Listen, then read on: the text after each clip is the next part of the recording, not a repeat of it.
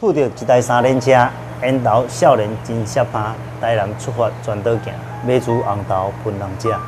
分予有梦的人、搁老人、甲囡仔。我煮红豆免灶骹，火煎炉会当煮一鼎，免用雅士用杏茶，煮出一份台湾感动的心情。毋过银两无够额，我用物件教你换，换一份温暖斗相伴，予我一路有力拼。你的心，我会深深来感谢。因为之前在工作职场上已经待了10年，我觉得这10年也换了大概3、4个工作，我发现好像在职场工作大概就是这样子了。可是如果以这样子的工作逻辑啊，我觉得我没有很喜欢，因为到最后都只剩下只是为了赚钱去工作，这样我没有办法做一辈子。那我想要找一个工作或一种生活模式，可以让我很甘愿的在这一件事情上一直付出的，对啊。可是，在短时间好像也找不到这样子的工作，或者是这样子的环境。那我后来就想说，那不如自己创造一个，或许尝试过后，到底看这样的可能性到底存不存在，哎呀，所以才自己创业开的店啊，卖了红豆汤。卖红豆汤，这是一个美丽的误会啦。那可是一开始其实没有想那么多啦，那时候我只想要找一个快乐的工作做，找一个快乐的生活模式。那时候我就看到我的爸爸，他只要煮红豆汤，他就会多煮几碗去跟医院的志工分享，他那一天就会过得很快乐。所以我的脑袋就出现了一组公式，就是分享加红豆汤就会很快乐。所以我就想说，那我去试试看好了，试试看这件事情在我身上是不是也会有快乐的结果。当然后来你会发现，分享红豆汤真的很快乐。再后来发现，其实你只要分享就会很快乐。红豆汤它就是一个媒介，对，所以但是那时候决定就是做这件事情，我就觉得，那就好，就是把它好好的做下去。不管它是不是一个美丽的误会啊，虽然说它在台南要生存也没有很容易，但是我觉得反正做这件事情就很快乐嘛。当一件事情做得快乐的时候，就自然而然会心想事成。其实就是一直在移动嘛，有 move， 3个月搬家一次，一直 move 就是 move 红豆，当然这有很多种意思啊，就是 move 代表你当你不断的移动的时候，你就会有你会有很多的能量在透过移动的时候会带进很多能量，因为就像马达在转动一样啊，让你转动才会有能量啊，这是一个很主要的啊。当然红豆有私募之前啊，所以你有爱才有私募啊，你要懂得去爱自己，你才懂得去爱别人啊。喝一碗红豆汤，去好好照顾你自己的身体嘛。当然柴烧木头的木也是一种，所以这就是有用这3层意思去找到用一个最漂亮的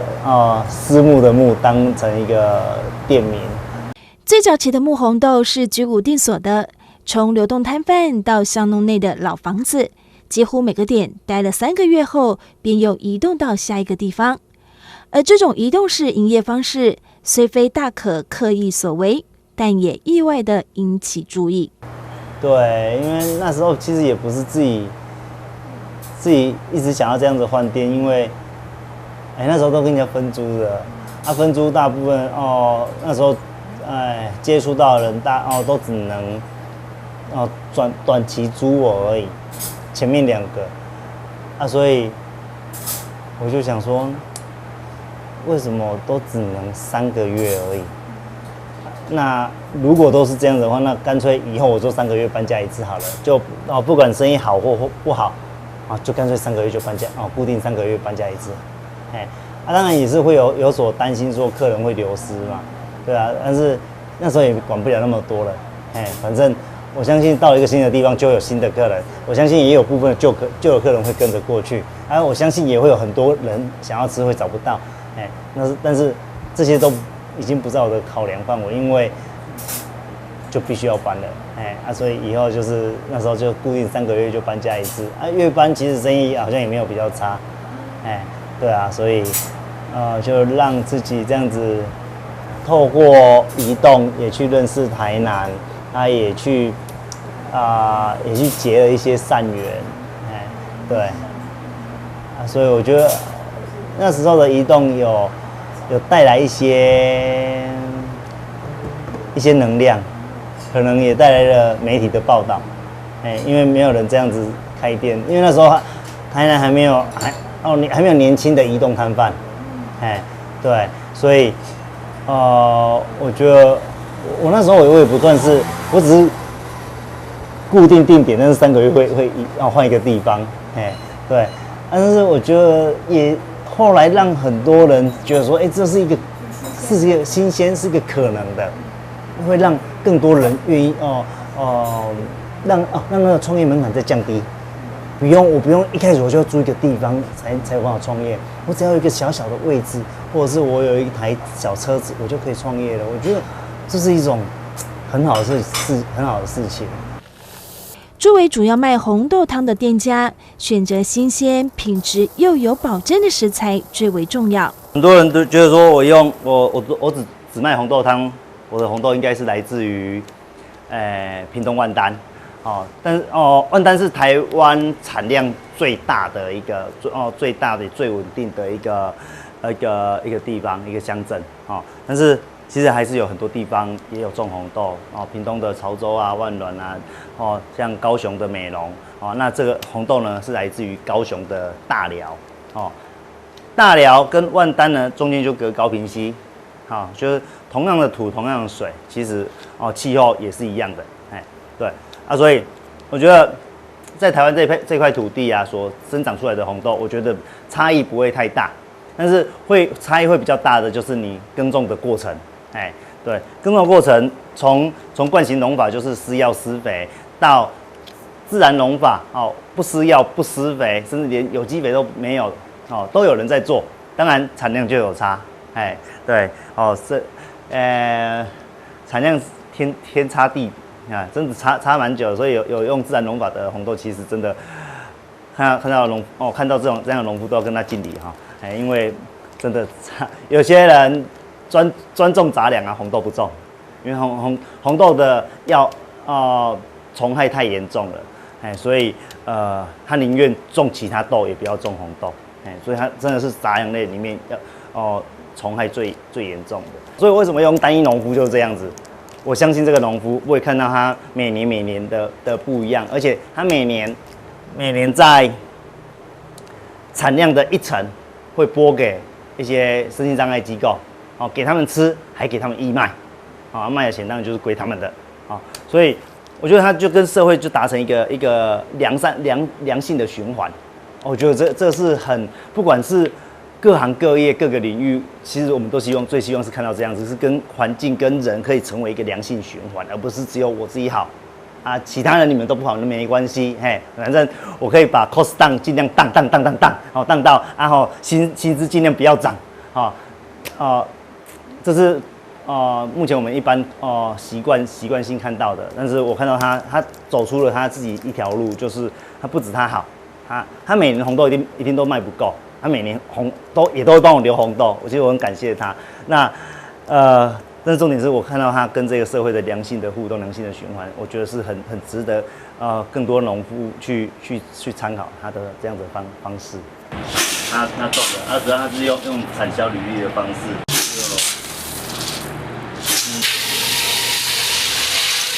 这个都是用人工去采收的，不用除草。其实它像产销履历最后也都是要用机器采收，但是它在机器采收前面有一个很重要的不一样，就是它要让它干燥才可以让它机器采收。那要让它干燥有几种方法，就是一种最快最省钱最省时间的，就是用除草剂，人讲的把它刮草叶抓落去一工草会让抓一架外还有一个人讲落去啊，就有一架外的哦，可以解决1甲多的量嘛哈。那如果你不用除草剂的话啊，因为除草剂你就会伤害土地本身啊，还有残留的疑虑嘛，残留在农产品的余力。那第二种有一种就是一个过度的一个方式，就是用尿素或者是粗盐撒在土地上，它速度也很快，但是它要等比较久，会可能要等会比用草野外为3天之后就可以采收了。除了那个粗盐的话，好像再久一点点。再来第3种就是最费时、最花成本的，就是用人工采收。人工采收10个人大概只有采1甲，你就要拔起来让根系朝上晒干，晒干之后10天之后它才可以让机器去采收，因为10天之后才会干燥。那这10天不能下雨，下雨红豆红到了乌头。你看它现在全部都是看起来都红色的，都很漂亮。如果你遇到下雨的话，你就会看到，这个还不是，它今年的比较少，比较没有乌头的经验，就会那种红豆上面有一点黑的，大概有占1/3左右是黑头，所以那个就是一定是沾到土地或者是被雨淋到。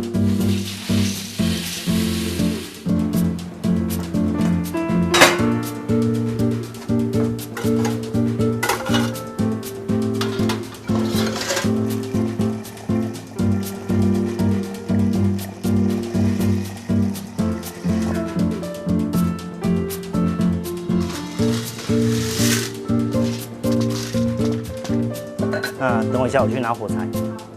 与市售红豆汤最大的不同在于木红豆是采用柴烧的方式来熬煮红豆，所以为了让柴烧的味道渗入到红豆里，每天光是熬煮红豆汤就要花费近3个小时。这叫火箭炉，对它就是用废弃的一些铁件去做的去资源回收厂捡的那请朋友帮忙焊接因为它的热对流的原理，它可以让用少少的木材就可以有发挥到更大的效益。柴烧只是那时候最一开始是因为工作很无聊压力也很大所以去学做木工。做了木工之后再后来离职，开始在煮红豆汤的时候，发现妈妈在门口有一个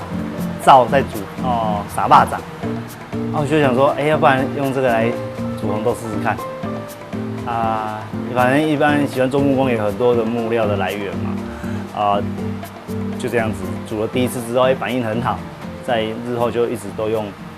木头去煮。后来发现木头是一个很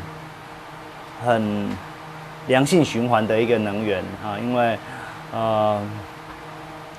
烧了木头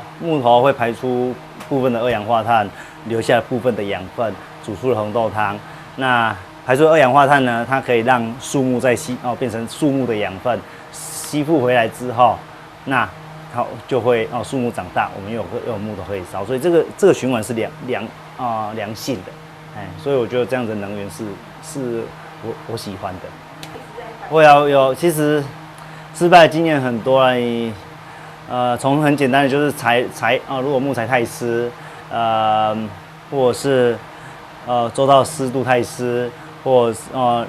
你就不好生火，你就算生起火的话，你的烟味就很大，你烟很大就会影响到周边的邻居，你可能就没有办法顺利的点火，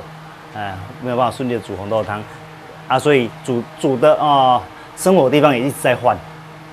一直都在更换当中，炉子也一直在调整当中，对当然生火的方式也一直在调整当中，所以这都是我觉得一个生命很棒的一个体验对，因为这一把火不是为了看起来是为了煮红豆汤而生，但是其实是最主要是为自己生一把火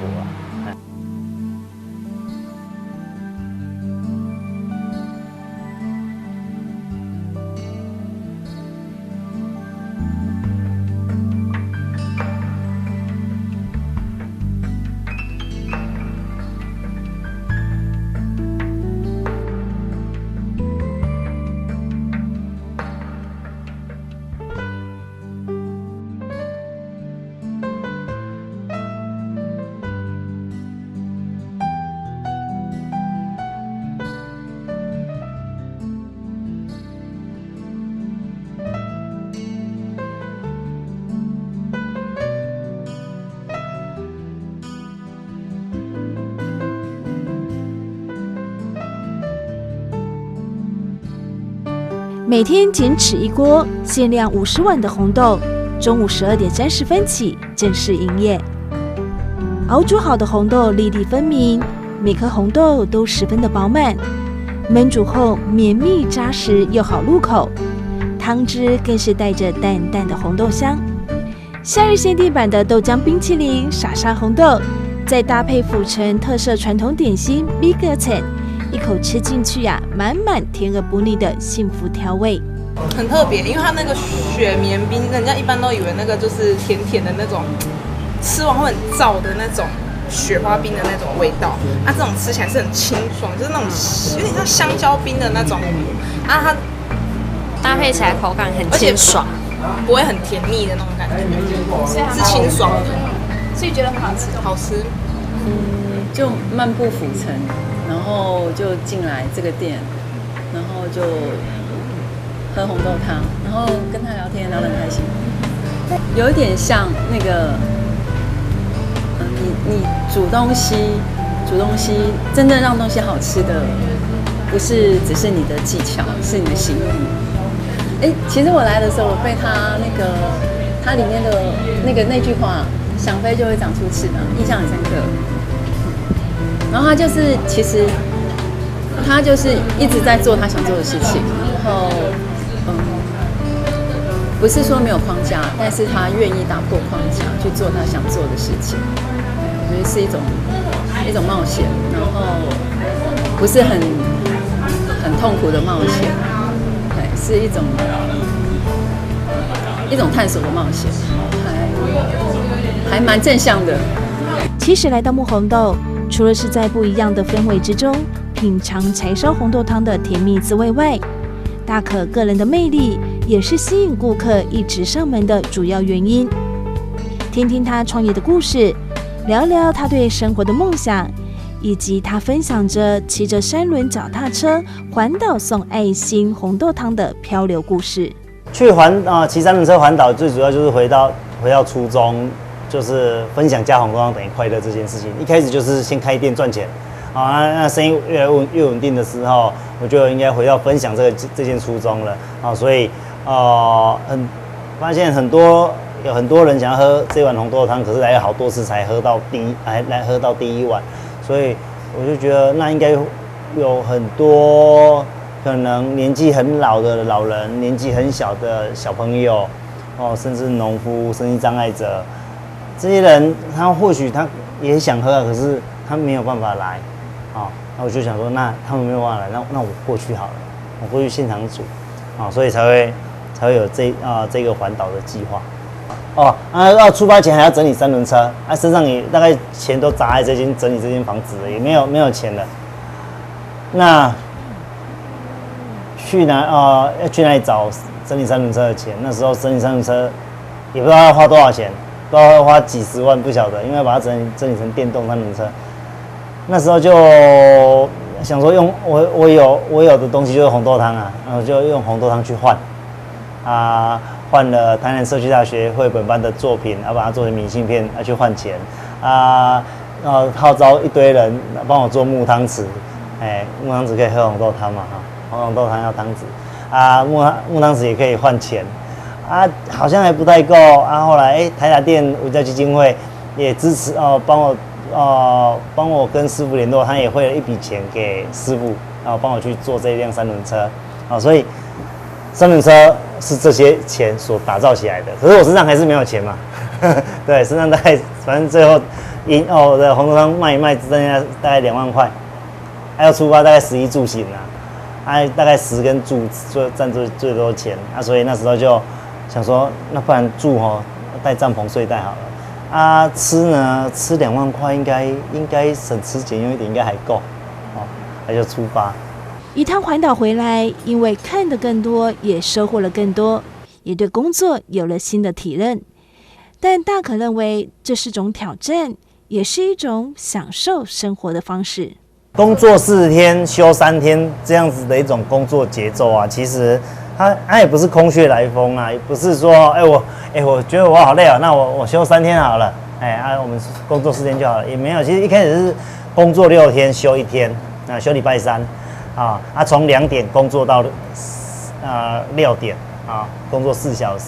开店4小时的其实还是有前置作业，所以整个起来大概还是要大概有8小时左右啊。那后来其实我这样子1个礼拜休1天啊，其实工作大概3年之后，发现蛮累的，因为就觉得那一天好像没有休息到啊。我前置作业都差不多，但是后面只有卖4小时，好像又有一点短啊。但是你叫我多休几天呢，我也没有那么大的勇气说啊，那很累嘛，那再多休几天好了，也没有那个勇气，因为我单价很低啊，我单价不高，所以很难说休，就是我是需要人潮的一间店，休1、2，反正那时候都没有人了嘛哈，休1、2做4、5、6日，那时候紧接过年，过完年之后，整个月就过了啊，那要不要恢复成休1天就好？想一想，我觉得我这样子生活这样的工作节奏还蛮舒服的啊，还蛮快乐的。我觉得不要，我要继续这样子好了。而且我发现，当我不快乐的时候，我什么事都不想做；当我快乐的时候啊，所有事情都做得成，而且每一件事情都会很顺，而且会很有灵感，所以我发现这3天跟4天，它慢慢就变成互为养分了。这4天赚的钱去支持这3天，这3天赚的钱啊去支持这4天。这4天是工作的，工作没有错，而且它4天它不会让我讨厌工作，让我觉得说，工作还好，很轻松，对。那这3天它也不会让我完全都不知道干嘛，也不会说只是就是赖在床上睡到10点12点也不会，因为我都睡到自然醒，6点，我今天6点就起床了，对，对，所以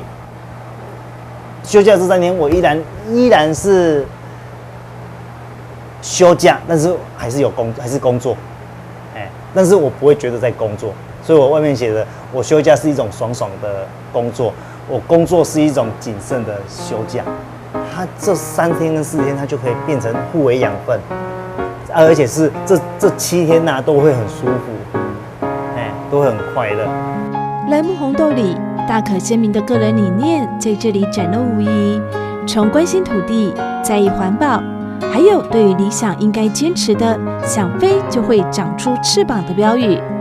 他简单快乐的生活模式，也因为是乐在其中，所以他打算煮红豆到世界末日，也要继续走这一条人烟稀少的路。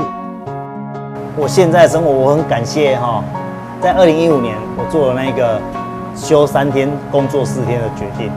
我才有办法有现在这样的生活。虽然说现在景气很不好，但是我觉得我还是过得很快乐。虽然说我的存折数字越来越少，但是我觉得没关系。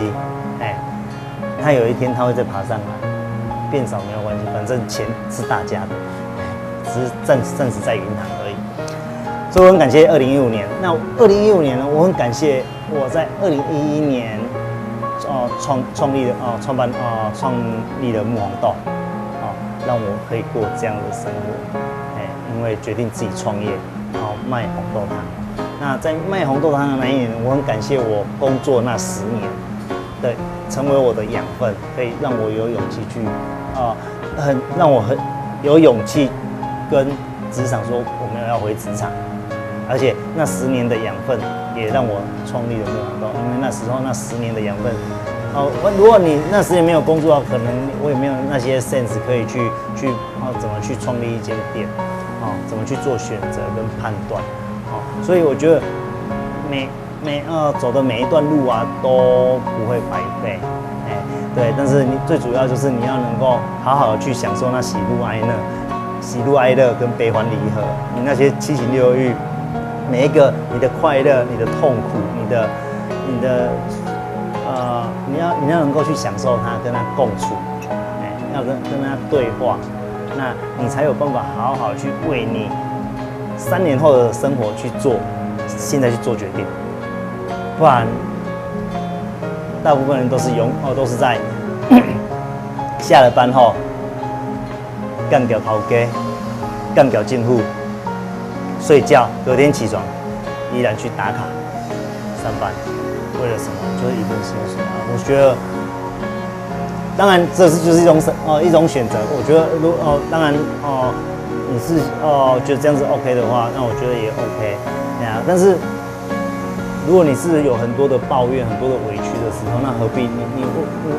为何要让自己过得这么的委屈？我觉得就不用。对，所以你有抱怨有委屈，你要勇敢的为自己做。